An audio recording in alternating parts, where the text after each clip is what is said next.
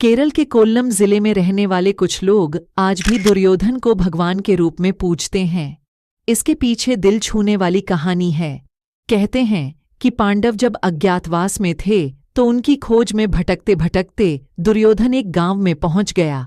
प्रचंड गर्मी और रास्ते की थकान से पस्त दुर्योधन को देखकर एक बुजुर्ग को उस पर दया आ गई। उन्होंने दुर्योधन के लिए भोजन पानी की व्यवस्था की। इससे खुश होकर दुर्योधन ने उस बुजुर्ग को गले लगाना चाहा तो बुजुर्ग पीछे हट गया। इस पर दुर्योधन ने कारण पूछा तो उन्होंने कहा कि हम नीच जाति के हैं, हम एक क्षत्रिय के गले नहीं लग सकते।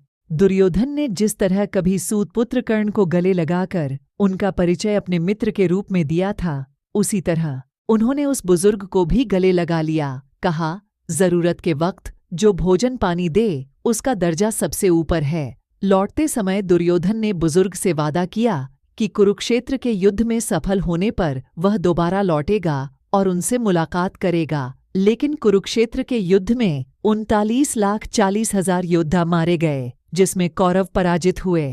इस युद्ध में दुर्योधन भी मारा गया और वह फिर कभी उस बुजुर्ग से दोबारा मिलने नहीं आ सका। लेकिन दुर्योधन की आत्मा उस बुजुर्ग की बात का मान रखने के लिए वहां पहुंची। उसी रात उस बुजुर्ग ने सपने में दुर्योधन को देखा।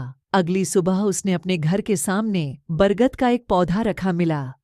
बुजुर्ग ने पौधे को रोप दिया और वहीं पर पूजा की वेदी बनाई। उसके बाद से दुर्योधन की पूजा शुरू हो गई। माना जाता है कि इस बरगद के वृक्ष में आज भी शिव भक्त दुर्योधन की आत्मा सूक्ष्म रूप में रहती है और शैव भक्तों की मनोकामना पूरी करती है। आज उस वेदी पर विशाल मंदिर खड़ा है। यह मंदिर वैष्णव जात पात छूत अछूत की भावना से कोसों दूर है।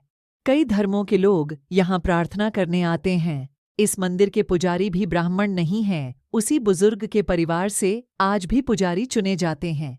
दोस्तों, इस दुर्योधन मंदिर के बारे में आप क्या सोचते हैं? ज़रूर बताएं और ऐसे ही वीडियोस के लिए हमारे चैनल को सब्सक्राइब करें। धन्यवाद।